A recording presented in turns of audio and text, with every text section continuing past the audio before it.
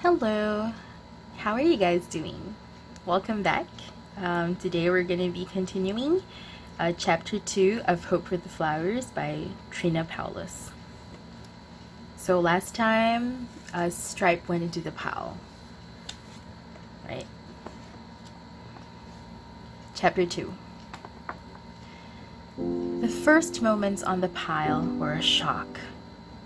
Stripe was pushed and kicked and stepped on from every direction.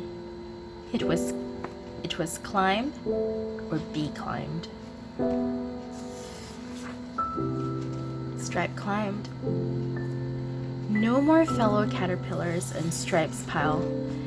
They became only threats and obstacles, which he turned into steps and opportunities. This single-minded approach really helped, and Stripe felt he was getting much higher. But some days it seemed he could only manage to keep his place. It was especially then that an anxious shadow nagged inside. "What's at the top?" it whispered. "Where are we going?" On one exasperated day, Stripe couldn't stand it any longer and actually yelled back. "I don't know, but there's no time to think about it." A little yellow caterpillar he was crawling over gasped. "What did you say?" I was just talking to myself," Stripe mumbled. "It really isn't important. I was just wondering where we're going." "You know," Yellow said, "I was wondering that myself, but since there's no way to find out, I decided it wasn't important." She blushed at how silly this sounded, quickly adding, "No one else seems to worry about where we're going, so it must be good." But she blushed again. "How far are we from the top?"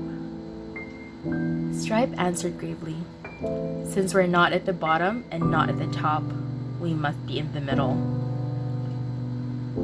"Oh," said Yellow, and they both began climbing again. But now, Stripe had a new feeling. He felt bad. He had lost his single-mindedness. "How can I step on someone I've just talked to?"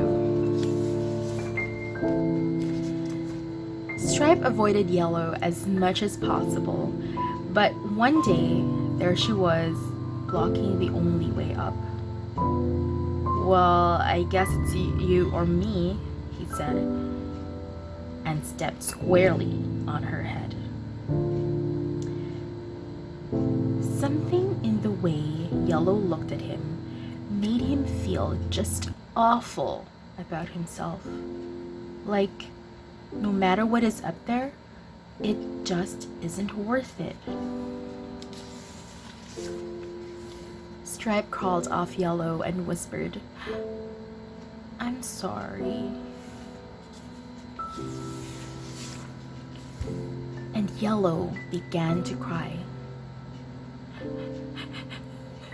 "I could stand this life, hoping it in what was ahead, until I met you talking to yourself that day. Since then, my heart just hasn't been in it, but I don't know what to do. I didn't know how badly I felt about this life until then. Now, when you look at me so kindly, I know for sure I don't like this life. I just want to do something like crawl with you and nibble grass." Stripe's heart leapt inside. Everything looked different. The pillar made no sense at all. "I would like that too," he whispered. But this meant giving up the climb. A hard decision. "Yellow, dear, maybe we're close to the top. Maybe if we help each other, we can get there quickly." "Maybe," she said. But they both knew this wasn't what they wanted most. "Let's go down," Yellow said. okay, and they stopped climbing.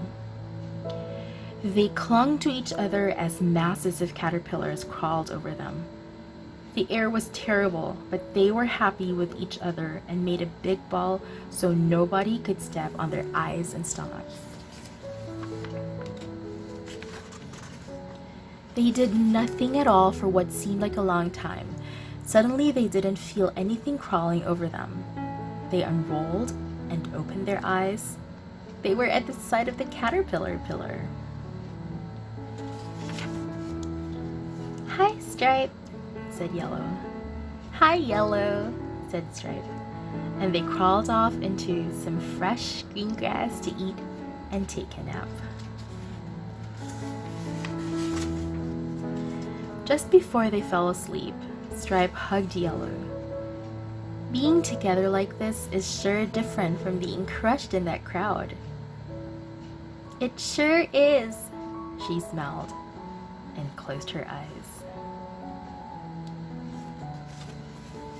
That's it for today. Thank you for watching and reading with me. Please come back for the next chapter. Bye.